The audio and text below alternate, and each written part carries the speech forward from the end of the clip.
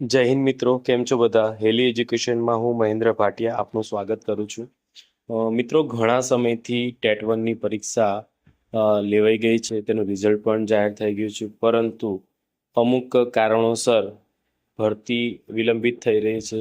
અને બીજું તરફ પ્રશ્ન એ છે કે જે ઉમેદવારો તેમની ઉંમરના આખરી પડાવમાં છે, આવા ઉમેદવારો માટે આ મોટો સળગતો પ્રશ્ન બની રહ્યો છે.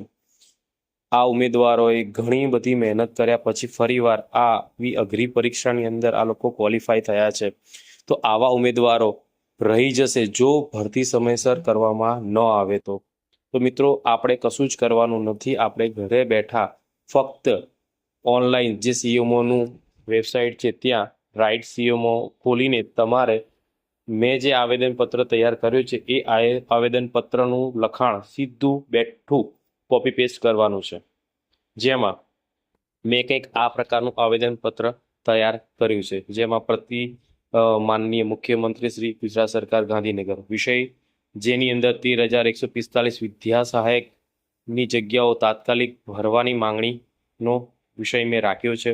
જેની અંદર મેં 2024માં સામાન્ય ભરતીમાં બાકી રહેલ જગ્યાઓ, કચ્છની જે સ્પેશિયલ ભરતી હતી એમાં પણ જે જગ્યાઓ બાકી રહી તે, પ્લસ ચાલુ વર્ષની 2026 અને 25ની જગ્યાઓ પણ ઉમેરો કરીને 13,145 જગ્યાઓ જે ખાલી છે તે ભરવા માટેની માંગણી મૂકી છે.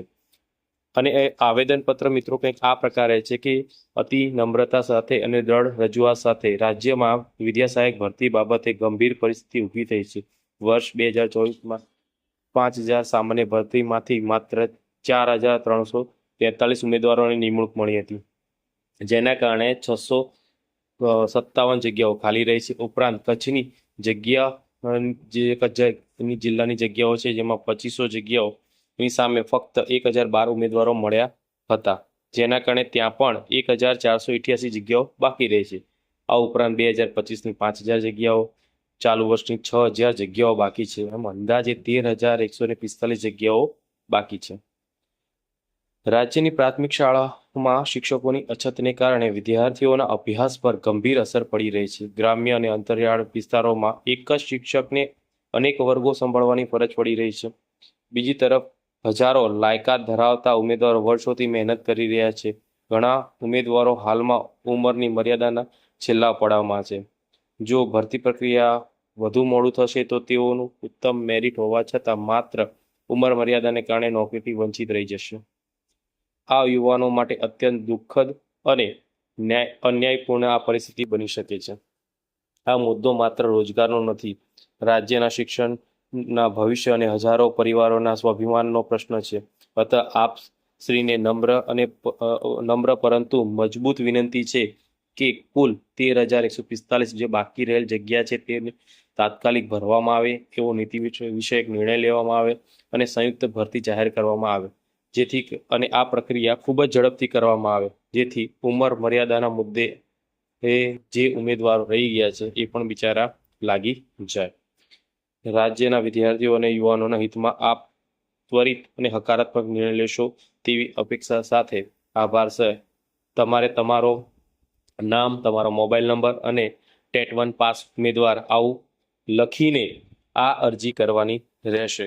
તો આની કોપી તમને ત્યાં મળી જશે, કોમેન્ટ બોક્સમાં હું નાખી દઈશ. અને હવે આપણે જોઈશું કે યુટ્યુબ પર નહીં પરંતુ ગૂગલ ક્રોમની અંદર જે સીએમઓમાં છે એ કેવી રીતે ભરાય. હું તમને ફોર્મ ભરીને તો નહીં બતાવું, પરંતુ સ્ટેપ બાય સ્ટેપ તમારે ક્યાં શું વિગત નાખવાની છે એ તમારે કરવાનું રહેશે. મિત્રો, જો વારંવાર આવી રીતે રજૂઆત કરવામાં આવશે તો, કેમ કે હું તો ઘણીવાર કરું જ છું અને અન્ય મિત્રો પણ કરી રહ્યા છે, પરંતુ જો એક સાથે ઘણી બધી અરજીઓ જો સીએમઓમાં સાથે દાખલ થશે તો 100% એમણે ભરતી તાત્કાલિક જાહેર કરવી પડશે એવું મારું માનવું છે.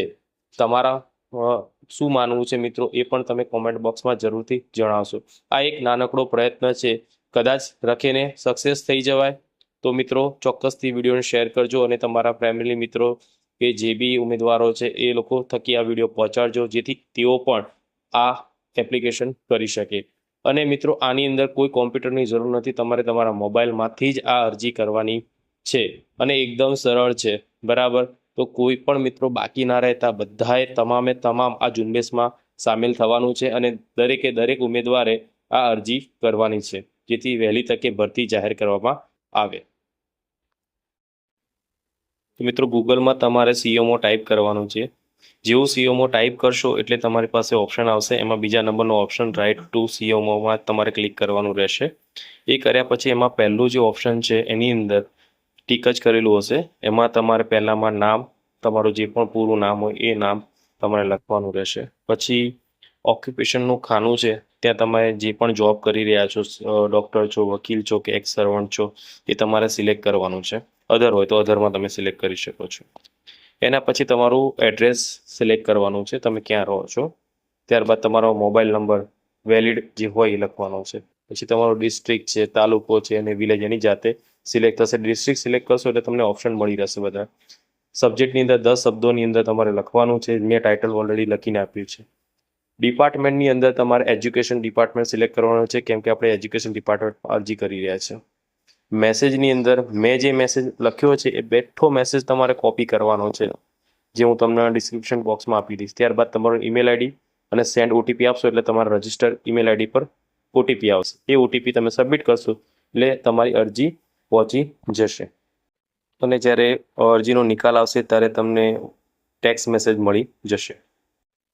જો મિત્રો તમને આ વિડીયો ગમ્યો હોય તો તમામ ઉમેદવારો સુધી આ વિડીયો પહોંચાડજો અને અરજી કરવાનું ચોક્કસથી ભૂલતા નહીં.